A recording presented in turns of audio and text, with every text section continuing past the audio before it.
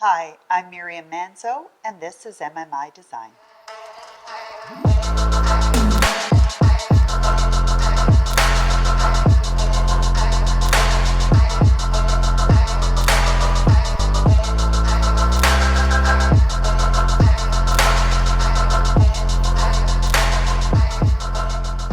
Hi, welcome to my channel.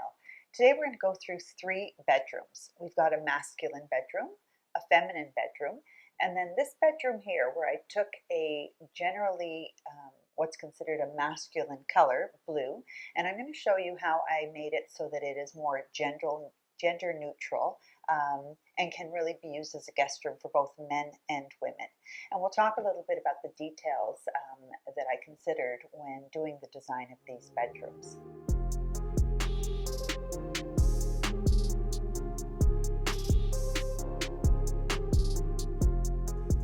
So there's a few things I want to talk to you about today with bedrooms. The first is how to decide what size bed to use in a room.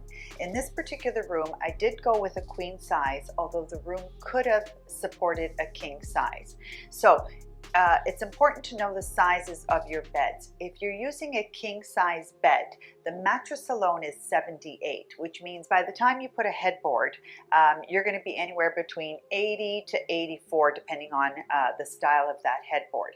And you want to leave a minimum of 3 feet on either side of the bed. So it's very simple to do the math, 72 plus the 84. That should give you the wall size you need in order to support that king size bed. Queen size bed, 60 inches is the mattress. Again, you're looking between 62 and 66 for a headboard. Same math. You're going to take your 66 plus your 36 on either side. This determines the optimum size bed for the room. So that's the first place we start. As always, is a furniture plan. When we're building, that's important because we want to know where the electrical has to go so that it's close to the bed. And if there are sconces on the walls, that will give you an indication of where those sconces have to be placed. So in this case, we went with a queen size bed. Now this room was originally designed for a teenage boy, sort of a young man, who has since left the house. So we've turned this into a guest room for the homeowner. So I kept the navy blue bed. And you're going to see that I've actually taken that blue in this case up to the ceiling detail, which I want to talk about. So we've done this coffer, and you know how I feel about ceilings, that they really are the 5th wall. So I've taken not only the color up to the ceiling, but I've also put some of the same trim molding that you see on the walls on the ceiling. And here I went with a very loose pattern for the trim molding, just enough to bring in some detail, but without it making a statement. We've done the same thing on the ceiling. And then in the coffer, you're going to see there are layers of crown molding. Our first layer, which is closest to the floor, has a coffer light behind it, or a light that lights up that coffer. It's a rope light. Then you'll see that I took another large crown molding and I wrapped that so that it comes onto the ceiling, and then I've added my trim detail. An important feature in this room. So our bed is where we took the inspiration for our color. We went blue. Now, again, originally I'm going to put up a picture of what the room looked like before we came in and changed it to a guest room. There was a bunch of framed album covers that were important to the client's son. He loved the artwork on them. And it really changed the room from being more masculine to feminine by choosing this delicate gilded seaweed art. And this is a good case of why artwork is so important. I really do believe that the homeowner has to love the piece, and that each piece will change the look of the room.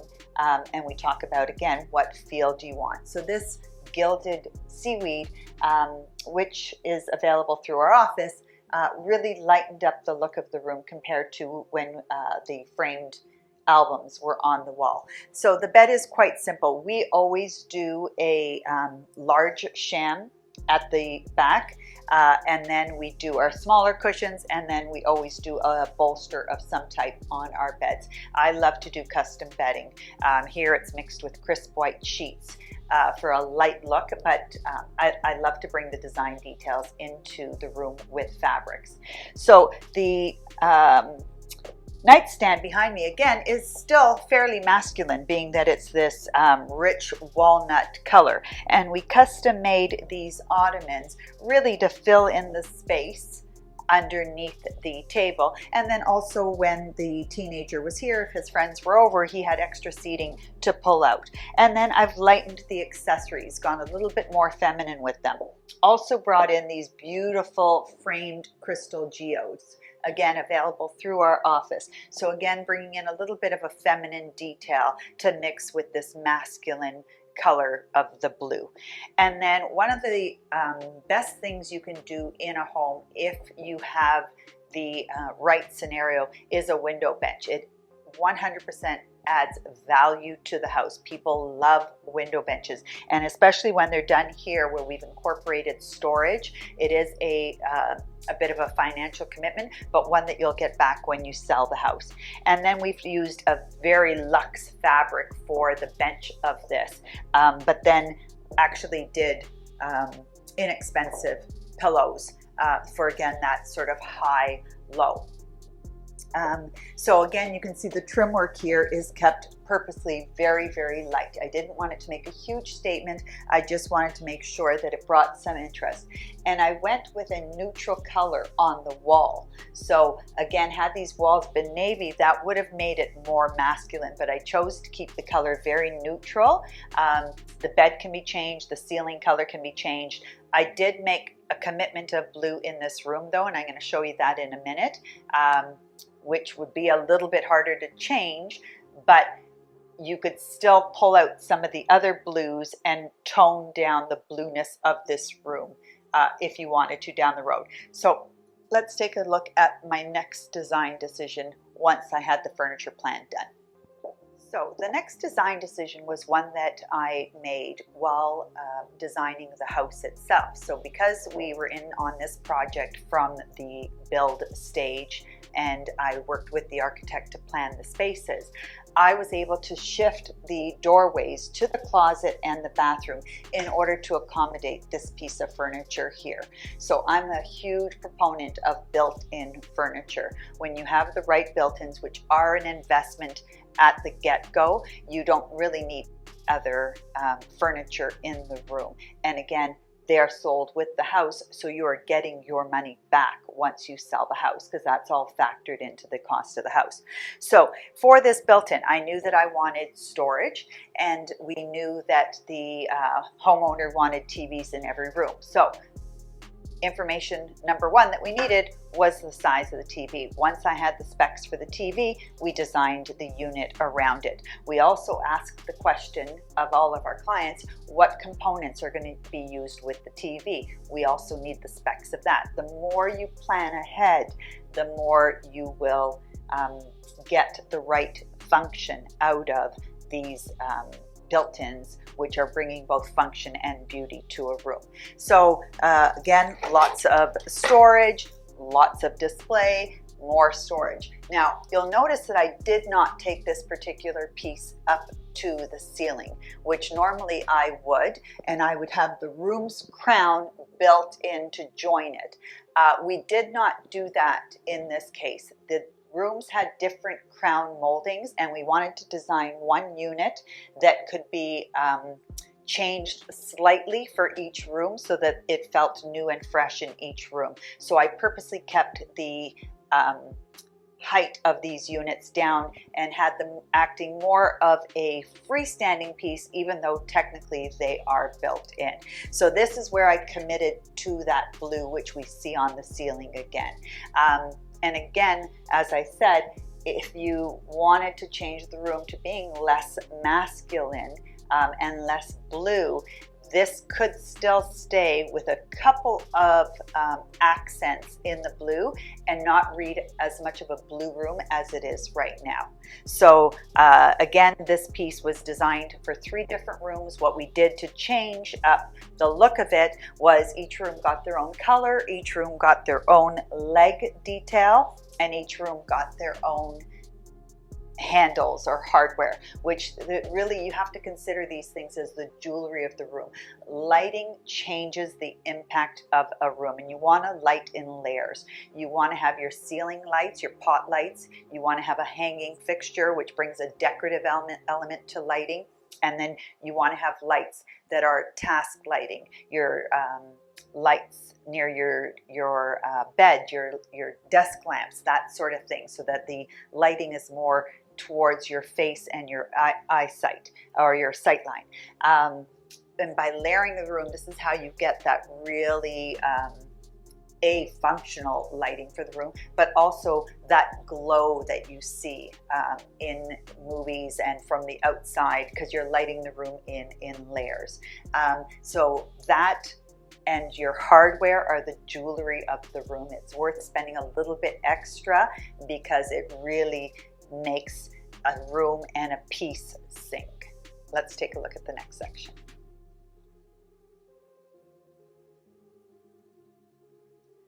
This is a fairly large room, as you can see. So what we did is we did a small sofa in front of the bed, both for watching TV and video gaming, as well as now that it's a guest room, guests can throw their bags or their clothes at the foot of the bed.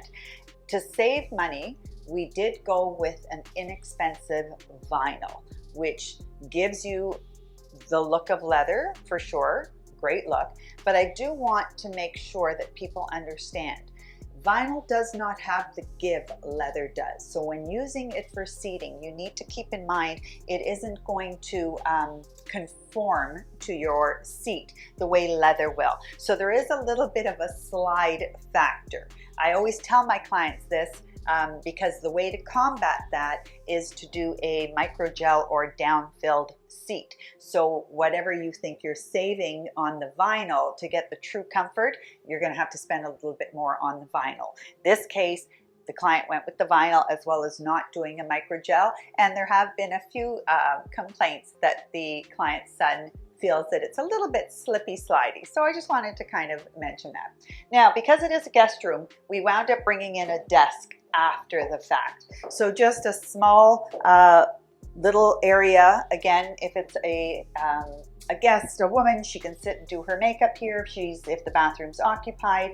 You know, I always try to make bedrooms, especially guest rooms, feel like hotels, a little place to sit and write a note, whatever it may be. And what we did so that it didn't get bulky is we did another little custom ottoman that can be pulled over to the sofa and used for your feet or extra seating, because you're not going to be here at the desk for a long time, so you don't really need any back support. And then it's just decorated with some items, again, from our shop page, My Curated Interior, where we have tons of geodes and faux flowers, and we're constantly renewing and replenishing things. And then again, a couple more of the seaweed theme, this time in the blue. So to bring that color back over here, and then we've gone with accessories that again pull in that blue. Now I just want to point out the door behind me. So in this house we've gone with a dark door. But a trick that I do is I don't take that dark to the inside. I leave the door on the inside the same color as the trim, because it wouldn't really, in the rooms, relate to anything, and it would really stand out, and I don't want the door to be a part of the design in the bedrooms. So this way now it relates to our closet door as well as our bathroom door, but when you open it up, it becomes the dark. And people always ask, well, what do you do with this part? Do you paint it the inside or the outside? I always paint it the outside, because when the doors open, that's what you see. When the doors close, you're not seeing that dark color. So that's how to take care of a darker door if you don't want to bring it into the bedroom. Let's take a look at the ensuite bath. We're in the ensuite bath, and again you can see I committed to that blue color here in the Ensuite. So it started off with my tile inlay pattern that I did, my rug inlay on the floor, where I found this beautiful blue and white tile. And then I surrounded that with a more neutral marble, which is where I got my wall color from. So this is how I brought the two colors together. It started here in the bathroom. And you can see behind me, I took that more neutral color into the shower, but I brought a couple of glass pencils in to bring that blue and pick up from the floor. And so here it is, the blue again in the vanity. And what I've done here is I've taken the vanity all the way up to the ceiling, made it really powerful, brought mirror in on the doors. Up above, I just did panels. I didn't need to do storage up there because it is a bathroom and you're never going to really have the need to store things up there. But I wanted that look of a strong panel and of the vanity going all the way up. One of the things that really gives a room expanse and the look of luxury is taking your mirror and insetting it in. And even if you don't have panels like this to inset it, if you take your mirror right up to the ceiling and you have your light fixture put right on the mirror, instantly says luxury. Not only that, it actually doubles the light available in the room because you're reflecting whatever wattage you have in front of it is being reflected and brightening up the room. So here we've done a frame finish with our cabinetry, and then we took this marble top across the top, and we also framed and made a backsplash around the cabinets for splash. And then because it is a fairly large vanity, we did this beautiful drawer detail, but then I left open spaces for towel storage again. And I think in a guest situation now, which this has become, it's handy to have these towels close by for your guests. And then again, over the toilet area, you can see where we brought in some more of the blue, easily changeable, but we've committed to that in this room to give that feel of livable luxury from start to end. Let's take a look at the next room.